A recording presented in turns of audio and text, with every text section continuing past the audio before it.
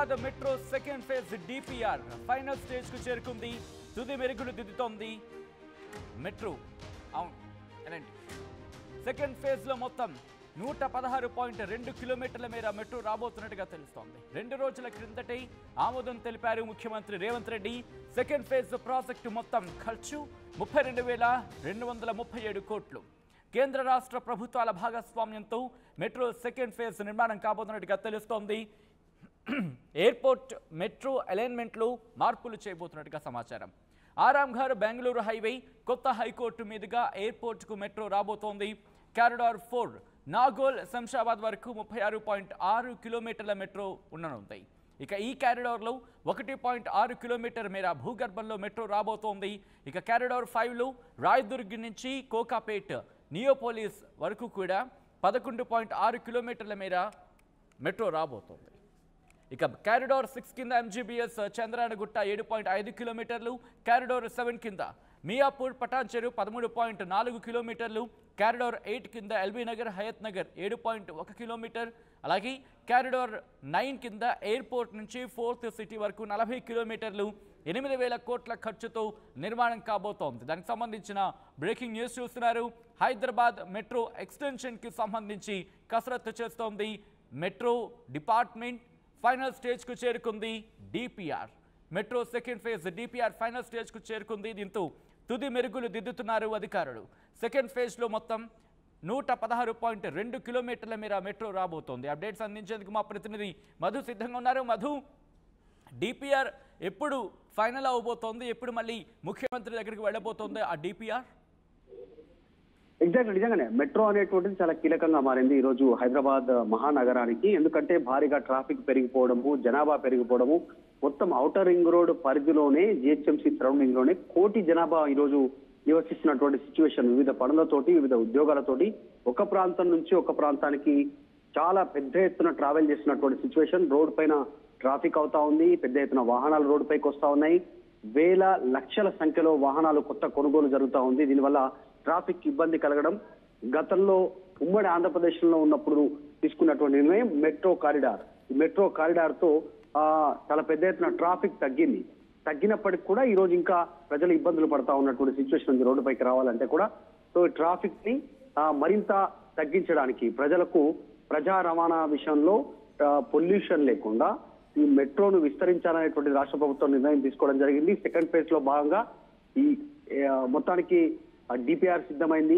Second stage సంబంధించినటువంటి final DPR అయితే ఒక్కసారి చూస్తే దీంట్లో డీటెయిల్ గా ఈ సెకండ్ ఫేజ్ లో మొత్తం 116 కిలోమీటర్ల వరకు మెట్రో విస్తరించాలని రాష్ట్ర ప్రభుత్వం నిర్ణయం తీసుకోవడం జరిగింది.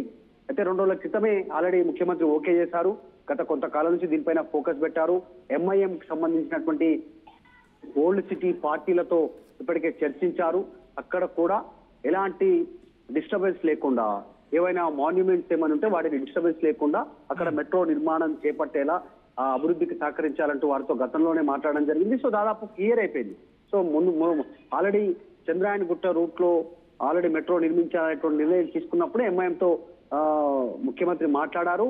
అసదుద్దీన్ ఓవైసీ, అక్బరుద్దీన్ ఓవైసీతో అక్కడే మీటింగ్ కూడా పెట్టారు చంద్రాయణగుట్ట సంబంధించినటువంటి ప్రాంతంలో. సో మొత్తానికైతే క్లియర్ అయింది. ఒక్కసారి డీటెయిల్స్ లోకి వెళ్తే మొత్తం 32,237 కోట్లు ఖర్చు అవుతుంది ఈ సెకండ్ ఫేజ్ మెట్రో నిర్మాణానికి అనేటువంటిది ప్రభుత్వం భావిస్తా ఉంది. అంచనాలు కొంచెం తగ్గొచ్చు, ఇంకా కొంచెం పెరిగే అవకాశం ఉంటుంది. తగ్గే అవకాశం ఉండకపోవచ్చు, కానీ ఇంకా కాస్త అంచనాలు పెరిగే అవకాశమే ఉండొచ్చు. దీన్ని కేంద్ర రాష్ట్ర ప్రభుత్వాలు కలిసి నిర్మించాలనేటువంటి నిర్ణయం తీసుకుంది. మనం గత ఫస్ట్ ఫేజ్ మెట్రో, ఇప్పుడు ప్రస్తుతం మనం వాడుతున్న మెట్రో ఏతుందో ప్రస్తుతం అది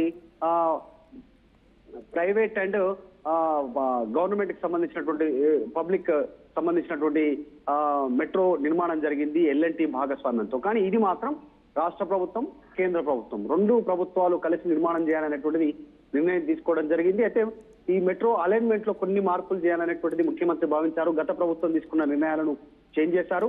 ఇప్పుడు ఆరాంఘర్ బెంగళూరు హైవే నుంచి కొత్త హైకోర్టు మీదుగా ఎయిర్పోర్ట్ వరకు మెట్రో నిర్మాణం చేయాలనుకుంటున్నారు. ఆరాంఘర్ చౌరస్తా మనకు అందరికీ తెలిసిందే. ఆరాంఘర్ బెంగళూరు హైవే నుంచి ఇప్పుడు కొత్త హైకోర్టు అగ్రికల్చర్ యూనివర్సిటీ ఏదైతే ఉందో అక్కడ హైకోర్టు నిర్మాణం చేపడతా ఉన్నారు. 100 ఎకరాలలో మొత్తం పెద్ద ఎత్తున ఒక హైకోర్టును నిర్మించాలి అనేటువంటిది. ఇప్పుడున్న హైకోర్టును అక్కడ తరలిస్తారు. సో అక్కడికి భారీ ఎత్తున ప్రజలు వెళ్లే అవకాశం ఉంటుంది, వివిధ ప్రాంతాల నుంచి వచ్చే అవకాశం ఉంటుంది. సో వారందరికీ అనుకూలంగా మెట్రోను తీర్చిదిద్దుతూ అక్కడ నిర్ణయం తీసుకోవడం జరిగింది. కారిడార్ 4 తీసుకుంటే నాగోల్లో ఆగిపోయింది. ఉప్పల్ నుంచి నాగోల్ వరకు వచ్చి మెట్రో ఆగిపోయింది. ఎల్బీ నగర్ వరకు ఉన్నా కూడా ఎల్బీ నగర్ కు అనుసంధానం చేయలేనటువంటి సిచ్యువేషన్. సో దాన్ని అనుసంధానం చేస్తూ నెక్స్ట్ నాగోల్ నుంచి శంషాబాద్ వరకు, శంషాబాద్ మెట్రో వరకు ఎట్లా వెళ్తుందంటే ఈ నాగోల్ నుంచి ఎల్బీ నగర్ నుంచి కర్మన్ ఘాట్ నుంచి తర్వాత చంద్రాయన్ గుట్ట నుంచి ఆరాంఘర్ వరకు ఈ కారిడార్ కలిసేలా దీనికి సంబంధించినటువంటి సిద్ధం చేశారు. దీనికి సంబంధించినటువంటి లైన్ మొత్తం ఈ కారిడార్ లో ఇదిగో 1.6 కిలోమీటర్లు అంటే 1 కిలోమీటర్ల 600 మీటర్ల వరకు అండర్ గ్రౌండ్ మెట్రో చేయాలండి. మొట్టమొదటిసారి ఇప్పుడు ఉన్నటువంటి మెట్రో అంతా కూడా ఫ్లైఓవర్ మీద రన్ అవుతా ఉంది. కానీ ఈ రూట్ లో మాత్రం 1.6 కిలోమీటర్స్ మాత్రం అండర్ గ్రౌండ్ మెట్రోకి ప్లాన్ చేశారు. అక్కడ ఉన్నటువంటి వివిధ కారణాలు, కొన్ని కన్స్ట్రక్షన్ ని కొన్ని డిస్టర్బ్ చేయొద్దు అనేటువంటి ఒక ఉద్దేశంతో ఈ నిర్ణయం తీసుకోవడం జరిగింది. సో స్పేస్ కూడా ఎక్కడ కూడా ల్యాండ్ అక్విజిషన్ జరగకుండా ల్యాండ్ ని ప్రభుత్వం కొనుగోలు చేసి వాళ్ళతో మాట్లాడాలి, ఇవన్నీ కాకుండా అందుకే 1.6 కిలోమీటర్స్ వరకు డిస్టర్బెన్స్ లేకుండా భూగర్భంలో మెట్రో నిర్మించాలనేటువంటి నిర్ణయం తీసుకోవడం జరిగింది. ఇంకా కారిడార్ 5 తీసుకుంటే ఆల్రెడీ రాయదుర్గం నుంచి కోకాపేట్ నియోపోలిస్ వరకు 11.6 కిలోమీటర్స్ సంబంధించిన మెట్రో నిర్మించాలనేటువంటి నిర్ణయం తీసుకోవడం జరిగింది. ఇక కారిడార్ 7 కి వస్తే మియాపూర్ టు పటాన్ చెరువు ఆల్రెడీ మియాపూర్ వరకు ఉంది. ఎల్బీ నగర్ నుంచి డైరెక్ట్ మియాపూర్ వరకు సింగిల్ లైన్ లో ఉంది. అఫ్ కోర్స్ 3 మెట్రో లైన్ లో ఉన్నప్పటికీ కూడా మియాపూర్ వరకు మనం వెళ్ళొచ్చు. మియాపూర్ నుంచి పటాన్ చెరువు వరకు దీన్ని పొడిగిస్తూ ఉంది. 7.5 కిలోమీటర్స్ నిర్ణయం తీసుకోవడం జరిగింది. తర్వాత ఎల్బీ నగర్ నుంచి హయత్ నగర్, ఇది చాలా కీలకంగా మారే అవకాశం ఉంది. ఎల్బీ నగర్ నుంచి హయత్ నగర్ వరకు 7.1 కిలోమీటర్స్ అనేటువంటిది అత్యంత ప్రాధాన్యతతో ప్రభుత్వం భావిస్తా ఉంది. విజయవాడ నుంచి తర్వాత ఆంధ్ర నుంచి తెలంగాణకు రాకపోకలు సాగించేటువంటి అత్యంత పెద్ద రద్దీ అయినటువంటి హైవే, ఈ హైవేలో 7.1 కిలోమీటర్స్ అనేటువంటి హయత్ నగర్ వరకు మెట్రో నిర్మిస్తే హయత్ నగర్ వరకు మాత్రమే ఈ ప్రైవేట్ ట్రావెల్స్ కు సంబంధించినటువంటి వాహనాలను అక్కడే నిలుపుదల చేసి అక్కడే ఆపుదల చేసి అక్కడి నుంచి మెట్రో ద్వారా ప్రజలు వారి సొంత ప్రాంతానికి వెళ్లేలా నిర్ణయం తీసుకోవడం జరిగింది. చాలా పెద్ద నిర్ణయంగా ప్రభుత్వం భావిస్తా ఉంది.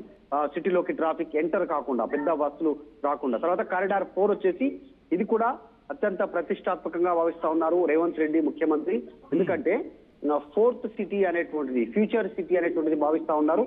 ఎయిర్పోర్ట్ నుంచి 40 కిలోమీటర్స్ వరకు 8,000 కోట్ల ఖర్చుతో ప్రత్యేకంగా ఈ 4th సిటీ వరకు మొత్తం ఈ కందుకూరు, మహేశ్వరం నుంచి ఇంకా లోపలి వరకు కర్తాల ఈ ఏరియా, ఆ రూట్ లో శ్రీశైలం హైవేలో చాలా క్లియర్ గా తీసుకుంటూ 8,000 ఖర్చు చేయడానికి రాష్ట్ర ప్రభుత్వం సిద్ధమవుతా ఉంది. సో కాకపోతే అది కారిడార్ 9 లో ఉంది. లాస్ట్ లో ఇవన్నీ ఫేసెస్ కంప్లీట్ అయిన తర్వాత కారిడార్ 9 కింద ఈ ఎయిర్పోర్ట్ 4th సిటీ అనేటువంటి నిర్మాణాన్ని చేపట్టనుంది రాష్ట్ర ప్రభుత్వం. కాబట్టి అక్కడికి మెట్రో సదుపాయాన్ని కల్పించాలనేటువంటిది భావిస్తా ఉంది. నెక్స్ట్ అక్కడ ఆల్రెడీ స్కిల్ డెవలప్మెంట్, కొత్త జూ పార్కు, కొత్త సిటీ, తర్వాత క్లస్టర్స్ వైజ్ గా కొత్త సిటీ నిర్మాణము, సో పెద్ద ఎత్తున చేపట్టాలనుకుంటుంది. కాబట్టి అక్కడికి మెట్రో నిర్మాణం ఉంటే బాగుంటుంది అనేటువంటిది ఫ్యూచర్ సిటీని దృష్టిలో పెట్టుకుని 4th సిటీ కోసం 9th ఫేజ్ లో 8,000 కోట్లతో అక్కడ నిర్మాణం చేపట్టింది. సో త్వరలోనే ఈ మెట్రో పనులు ప్రారంభం కానున్నాయి.